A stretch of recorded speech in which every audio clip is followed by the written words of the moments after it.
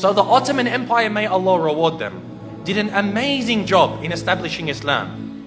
However, it wasn't just this. Many of us already know about this. We know that they conquered Constantinople.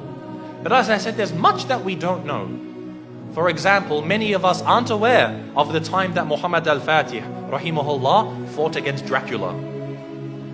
You've heard of Dracula before? When I say Dracula, you're probably thinking of a vampire. And you're saying, yeah, Musa, you're telling me that Muhammad al-Fatih fought a vampire? What's next? He fought Superman? No. Dracula was a real man. There was a real man named Dracula, and he ruled over the southern part of the country of what we call today Romania.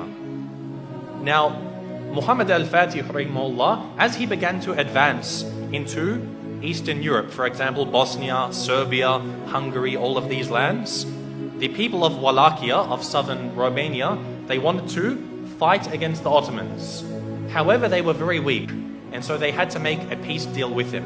So as part of this peace deal, Muhammad al-Fatih, rahimahullah, he said to the ruler, he said, you have to send me 2 of your sons, and we will send them to Istanbul to be educated. So he sent his 2 sons. One was named Vlad, and one was named Radu. Now Vlad is the one who we know as Dracula, because the word Dracula, it means son of Dracul, which was the name of his father.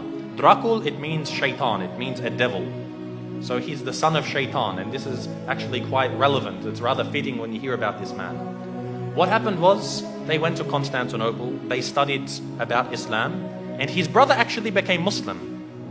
So the brother of Dracula, Radu, became a Muslim.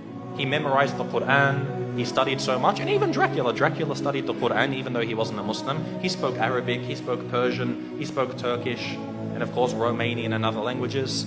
And later on, he was sent back to his country, where Radu remained, and he became the ruler of his country. Because the Ottomans realized they can't send a Muslim to rule over the country because they're Christians. They wanted to send Vlad, Dracula, so that they could get him there and then defeat him in a war, and they would rule the country. However, Dracula, he decided that he wasn't going to do what the Sultan wanted. The Sultan sent him 2 emissaries, 2 people to come speak with him, and they said to him, you must pay us the jizya. Now that you're the ruler of the country, you have to pay us jizya. And so Dracula, he said to them, if you want to step inside of my court, you have to take off your turban. And so they said, no, we won't remove it for you. We're not going to remove it for a kafir. So he said, take it off. Again, they refused. So he told someone to come with some very big nails and hammers, and he said, if they refuse to remove it for me, then they will never remove it again. And he commanded that their turbans be nailed into their heads. And of course, this in effect killed them. So this was an act of war. Dracula had decided that he wanted to go to war with the Islamic State. And so Muhammad al-Fatih, rahimahullah, he sent a massive army to go fight against them. But Dracula, because of his tactics and the fact that he knew the Ottomans very well, he was able to defeat them on some occasions. Now what he did is what really makes him stand out as being an absolute devil. Dracula, what he did is when they would kill a person, or sometimes they wouldn't even kill him, they would capture them, he did something which is called impaling. Now, if you haven't heard of impaling, it's a pretty gruesome thing to start to describe. What they would do is they would get a very, very big stick. They'd make it sharp at one end, they would insert it through your backsides, pass it through your body until it comes out of your mouth.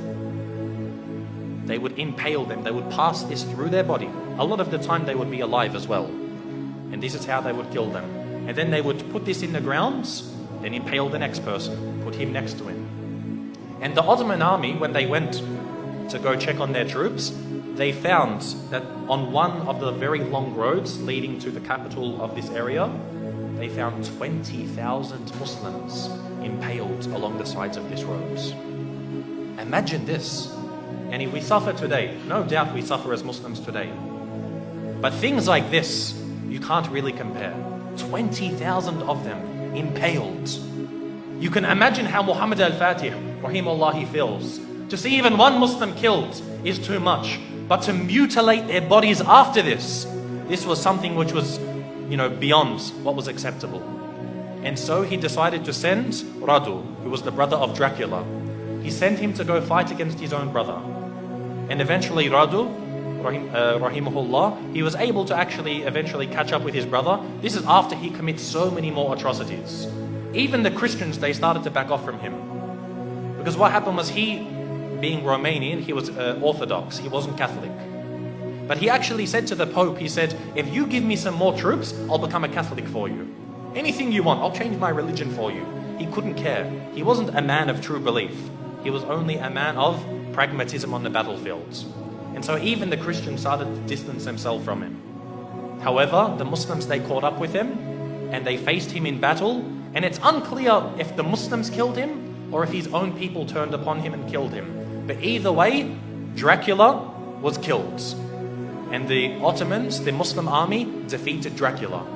And so what they did was they removed his heads and they took it to the city of Istanbul and they put it on a very, very large stick. They impaled his head and put it at the gates of Constantinople, where it stood for about 2-3 months, to say, if you want to be like this man, wage war against us.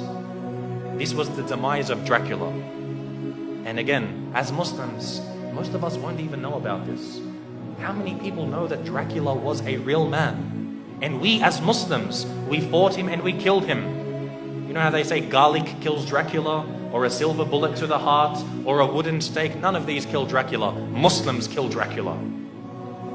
So anyone who wants to follow the way of Dracula, they will face the same wrath from the Muslim Ummah.